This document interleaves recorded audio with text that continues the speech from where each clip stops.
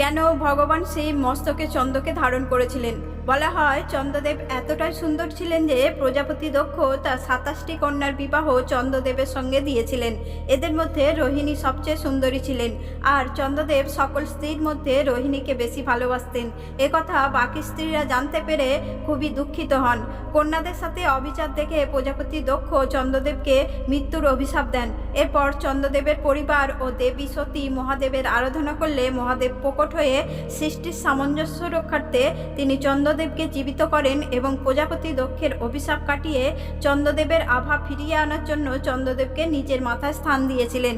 দ্বিতীয় তথ্য অনুযায়ী সমুদ্র মন্থনের হলাহল বীজ পান করে মহাদেবের শরীর উষ্ণ ও অস্থির হয়ে গিয়েছিল। চন্দ্র শান্ত ও শীতল দেবতা, তাই ভগবান শিব শরীরের উষ্ণতা ও জ্বালা কমানোর জন্য চন্দ্রদেবকে মস্তকে ধারণ করেছিলেন। ভিডিওটি ভালো লাগলে লাইক করে চ্যানেলটি সাবস্ক্রাইব করুন।